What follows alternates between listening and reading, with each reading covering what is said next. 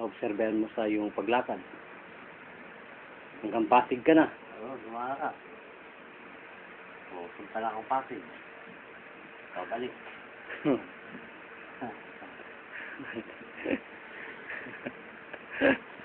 Pinagtatawanan mo na. Ayos na. Lalo pag pinapawisin ako, gusto, ayos na eh. Pag pinapawisin ako, ito malayo pa. Malayo ko. Yung abogin pa malayo pag pinapawisin ako. Hindi kaya makapag-asawa ka pa niyan. Hindi malayo yan. Hindi malayo. Pag lumakas ulit. Yung extra ngayon, medyo wala pa. Medyo wala pa. Oo. Ngayon, pagka preso ka na, tawan mo. So, nasa'yo na yung technique ng balancing, about vertigo technique. Vertigo? Oo. Yun yung how to establish the proper balance of the body. So, alam mo na, you can do it alone. Early in the morning, upon you wake up, in the morning, this is the things that you are going to do. Yeah. Kailangan karatiin mo yung shin bone na tinatawag. Yan yung sa judo, pag yan ang sinipa, hindi ka na muli pang babangon.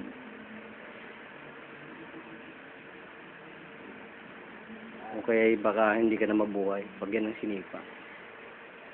Kaya pag sa judo nakatuto ka ng ganyang deadly technique, huwag kang sisipa. Kaya mo kang sipain.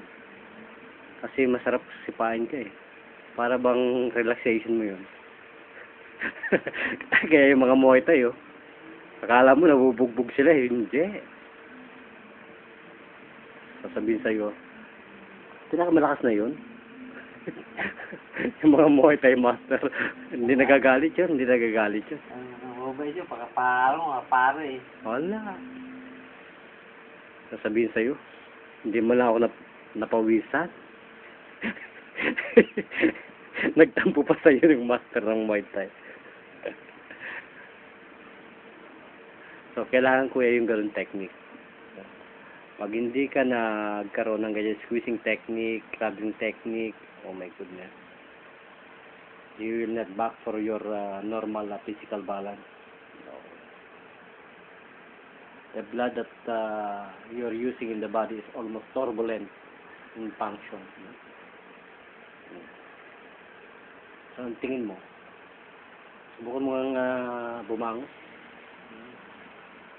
Paano ka bumabangon? Yung tinuro ko sa'yo kailangan kneeling first, no? Yan. Okay. Ito, di ba? Yes. Oh.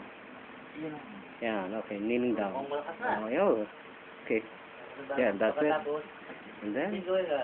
Okay. Yes. Okay. Yes. Talagang naniniwala na yata ako sa yung tumatakbo ka, Talagang nalugad eh. ha? Okay talaga, kuya.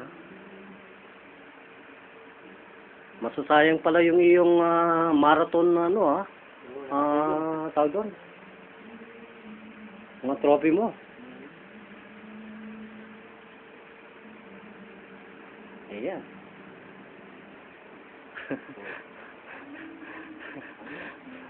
Hallelujah. Wow. Pagka may lula ka dito.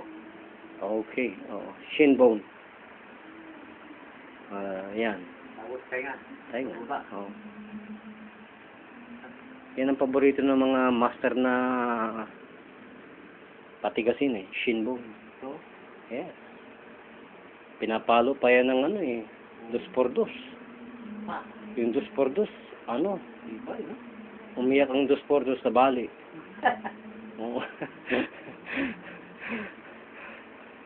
Ayan.